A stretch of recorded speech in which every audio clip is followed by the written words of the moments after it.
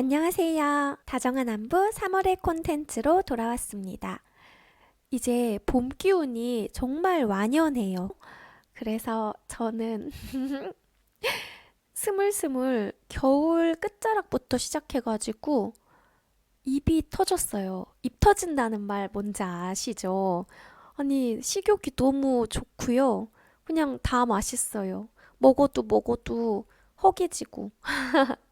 진짜 심각하다고 생각하고, 참 부끄럽게도 제가 작년에 이제 그 운동 열심히 해가지고 체지방도 많이 줄이고 체중 관리도 조금 했다, 막 이런 말씀을 드렸었는데 지금 입 터짐 이슈 이후로 완전히 다 무너져가지고요.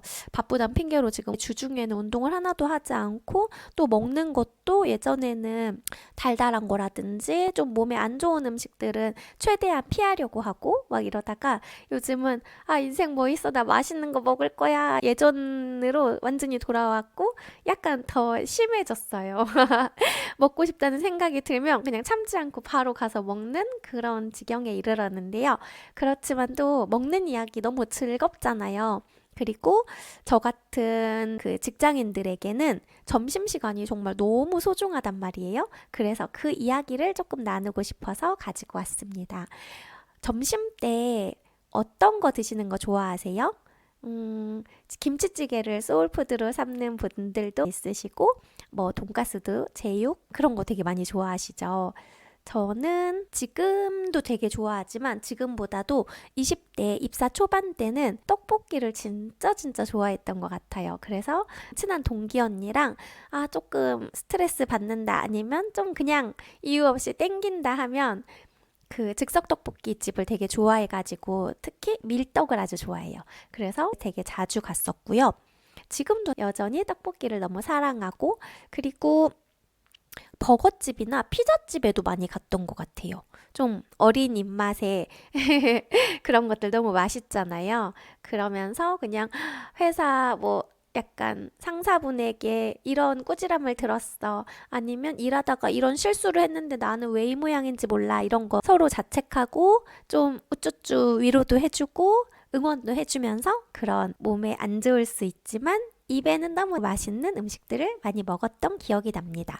그리고 또 회사에 다니는 사람들은 대부분 아시지만 그 직장인들의 저녁 메뉴 중에 빠질 수 없는 특히 회식 메뉴 지글지글 삼겹살 되게 많잖아요. 저는 양념갈비 이런 걸 훨씬 좋아하긴 했는데 이제 좀 더 나이가 많아져서 그런지 삼겹살이 왜 이렇게 사람들이 좋아하고 회식 단골 메뉴인지 알겠더라고요. 그 이렇게 지글지글 기름진 맛이 되게 맛있는 것 같아요. 저는 원래는 삼겹살은 집에서 엄마 아빠랑 그러니까 식당 아니고 집에서 구워 먹는 삼겹살이 최고였거든요. 물론 그건 지금도 마찬가지인데 그래도 밖에서 먹는 이제 같이 구워가면서 그 각자의 애환을 주고받으면서 이렇게 먹는 그 약간 또 노포집이어야 되는 것 같아요. 이건 저만의 편견일 수 있는데 삼겹살을 너무 깨끗하고 너무 막 그런 레스토랑 분위기 나는 곳에서 먹으면 그 맛이 좀 덜한 것 같거든요. 그리고 또 어떤 음식을 좋아하지? 제가 대본은 안 쓰면서 음식 메뉴 리스트는 좀 써봤어요. 떡볶이 얘기 말했고, 그리고 행주산성에 국수 유명하잖아요. 특히 자전거 타시는 분들은 이제 이렇게 자전거 타시다가 들렀다가는 국수집으로도 유명한 걸로 알고 있는데 저 입사 초반에 그것도 그러니까 대부분의 먹을 거에 대한 추억이 좀 입사 초반으로 몰려 있는 이유는 제가 입사했을 때 이제 기수별로 선배님들이 되게 많은데 이렇게 새로 들어왔다고 돌아가면서 점심을 많이 사주셨어요. 그러다 보니까 본인들께서 좋아하시거나 아니면 조금 더 특별한 음식을 많이 사주시고 챙겨주셔가지고 그때 먹었던 행복한 음식에 대한 추억들이 더 떠오르는 건데 그때 이제 행주산성에 있는 국수집에 데려가 주신 분도 있었고 되게 분위기 있는 창 밖으로 강이 보이는 그 장어집, 한정식집 이런 곳도 행주산성에서 가봤어요. 특히 더 기억에 남는 건 그때 당시 이제 저희가 교육 연수 중이었는데 신입으로서 그때 그 행주산성의 한 식당이었는데 거기서 생일인 사람이 있으면 이벤트를 해주는 그런 거를 이제 식당 주인분께서 얘기해 주셨는데, 그 담당하시는 계장님께서 저를 생일자라고 이렇게 말씀하신 거예요. 제가 사실은 생일이 아니었는데, 그래서 생일 파티처럼 저에게 이렇게 왕관도 씌워주시고 막 되게 멋있는 촛불들을 가지고 오셔가지고 초도 불고 사진도 그때가 좀 옛날이어가지고 CD에 담아서 보내주시고 했었어요. 그래서 그때의 기억이 많이 남고요. 그리고 제가 좀 점심시간을 허투루 쓰지 않으려고 좀 노력하는 타입이에요. 약간 남들 보기에는 집착으로 보일 수 있을 정도로 누구랑 밥을, 만약에 A나 B랑 같이 밥을 먹게 됐다고 하면은 이제 매일매일 같이 먹는 사람이 아닌 경우에는 특히 그분들이 그 사람이 어떤 음식을 좋아하는지 아니면 어떤 분위기의 컨셉의 식당을 좋아하는지를 이렇게 고민하고 좀 찾아봐가지고 이렇게 한 1안, 2안, 3안을 제시를 해가지고 고르게 하거든요. 그러면 조금 더 서로 특별한 기억에 남는 점심시간을 만들거나 조금 더 맛있게 먹거나 할 수 있었던 것 같아요. 특히 이제 후배분들이랑 먹을 때는 일본 라멘집에 자주 가는 편이에요. 라멘을 저처럼 많이 좋아하더라고요. 그래서 최근에 많이 갔던 곳 중에 하나는 라멘 트럭 상수 본점이에요. 제가 상수동 합정 이쪽을 좀 좋아해가지고 그쪽의 그 바이브를 되게 사랑해요. 근데 그 라멘 트럭 집은 원래는 트럭으로 이렇게 돌아다니면서 라멘을 팔다가 이제 매장을 내고 너무 인기가 많으니까 그렇게 한 지 오래된 그런 맛집인데요. 되게 깔끔하고 되게 맛있어요, 저한테는. 그래서 라멘 좋아하시면 한번 가보시길 추천드리고요. 그 식당 정말 바로 옆에 붙어있는 펠리칸이라는 카페가 저는 또 되게 공간이 주는 아늑함과 그 따뜻함이 있고 차랑 디저트도 되게 맛있어요. 그래서 그 코스 굉장히 사랑하고요. 그리고 저는 점심시간에 여름이 되면은 삼계탕을 사 먹기 시작하면서 아, 내가 어른의 맛을 알게 됐구나. 내가 어른이구나.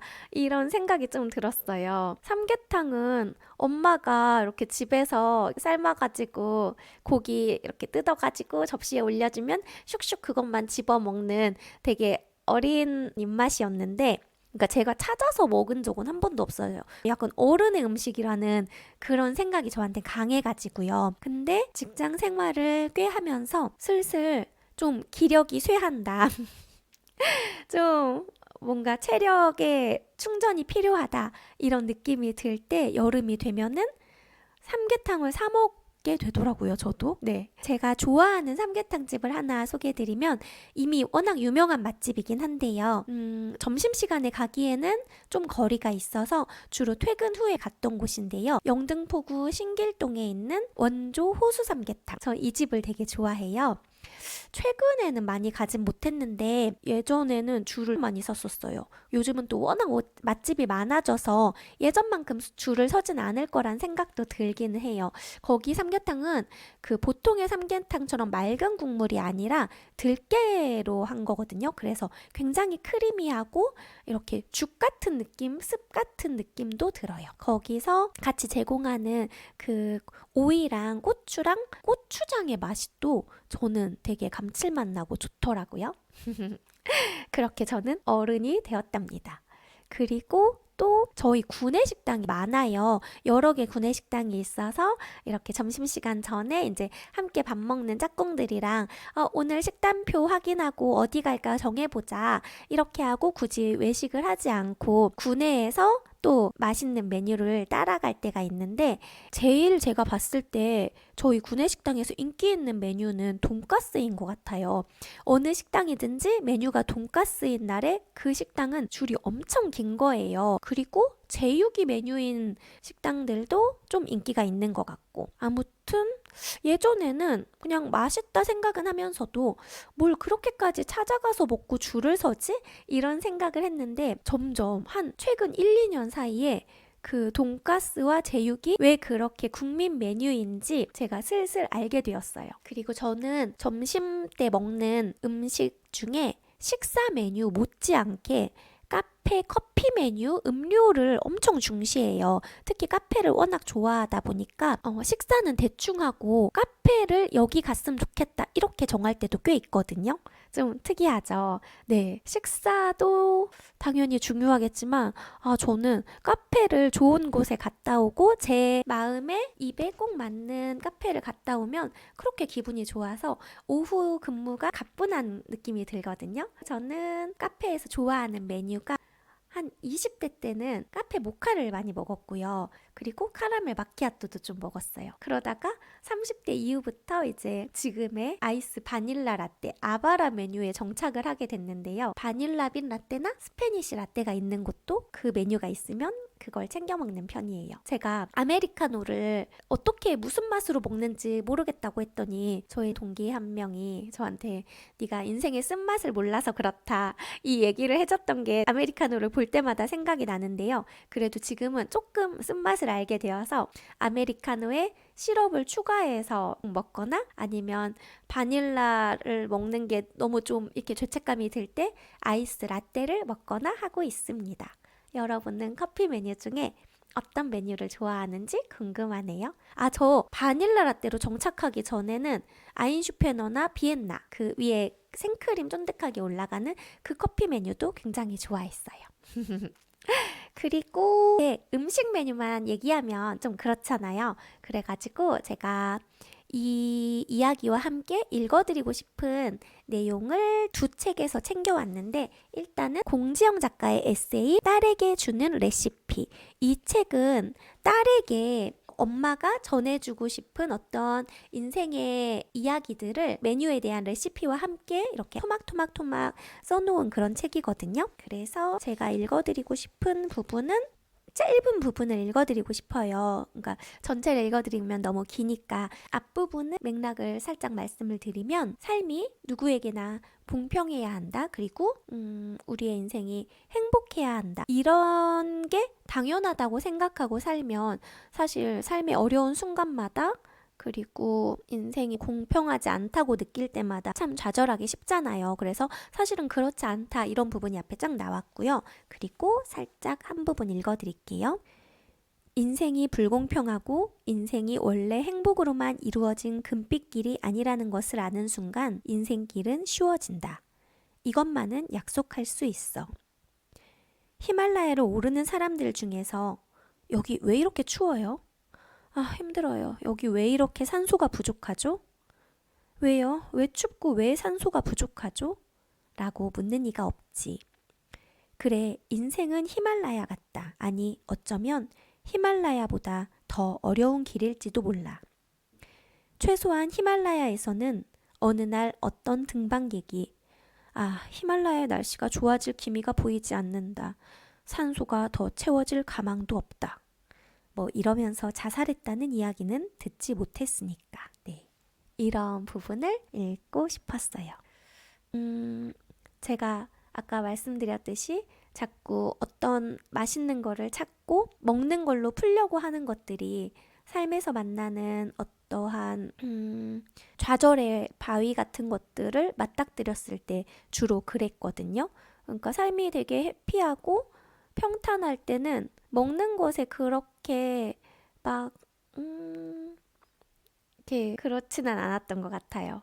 그런데 여기 나오는 것처럼 그냥 우리가 사는 게 히말라야처럼 당연히 어려운 게 고정값이라고 생각하면 그러한 어려운 삶의 순간들을 너무 힘겨워하지 않고 조금 지나갈 수 있지 않을까? 이런 생각이 들었고요. 또 하나 같이 읽어드리고 싶은 책은 이 책도 이전에 많이 이제 제 책장을 소개하거나 독서 모임 얘기했을 때 언급했던 책인데요. 앨릭스 코브 지음의 우울할 땐 뇌과학이라는 책이에요. 제가 정말 접어놓은 부분이 많은 되게 저한테는 인상적인 책이었는데 이 책의 일부분도 읽어드리겠습니다. 248쪽의 일부분을 읽어드릴 텐데요. 체로키족의 오래된 전설에는 두 마리 늑대의 싸움에 관한 이야기가 있다. 한 마리는 분노, 질투, 자기 연민, 슬픔, 죄책감, 원한을 나타낸다. 또 다른 한 마리는 기쁨, 평화, 사랑, 희망, 친절, 진실을 대표한다. 두 늑대의 싸움은 사실 우리 내면에서 벌어지는 싸움이다. 그러면 이 싸움에서 둘 중 어느 쪽이 이길까? 어느 쪽이 이길까요? 바로 우리가 먹이를 주는 늑대다. 네, 우리가 먹이를 주는 늑대가 이긴다라는 소제목의 글 중 한 문단을 읽어드렸어요. 저는 이 두 마리 늑대에 대한 이 글을 읽은 뒤로 좀 이 생각을 많이 하는 것 같아요. 내가 어느 쪽에 먹이를 줄 것인가? 내가 선택해야 된다. 내가 선택한 대로 그 늑대가 살찌워질 것이다. 라는 생각. 네. 여러분은 어떤 음식 좋아하세요? 회사 점심시간이나 퇴근 후 저녁으로 이런 음식을 먹었더니 내 기분이 좋아지고 조금 위로를 받았다. 이런 경험이나 에피소드 있으실까요? 궁금하네요. 저는 학창시절에 언제 읽었는지 기억도 안 날 정도로 오래됐는데 아마 워낙 유명한 책이라 아실 거예요. 영혼을 위한 닭고기 스프라는 책을 읽었던 기억이 나요. 그 책의 내용은 기억이 나지 않지만 지금까지 여러 가지 이제 음식에 대한 이야기를 했듯이 내가 우울할 때, 내가 화가 날 때, 내가 억울하고 짜증날 때 이런 음식을 먹으면 내 영혼에, 내 마음에 조금 위안이 되더라 하는 그런 나만의 영혼을 위한 닭고기 스프들을 많이 마련해 놓는 것도 내 삶을 더 가볍게 편안하게 하는 좋은 하나의 방법이지 않을까? 이런 생각을 해봅니다. 네, 당신의 닭고기 스프는 무엇인가요? 그러면 또 다음 달에 찾아뵙겠습니다. 들어주셔서 정말 감사드려요. 안녕!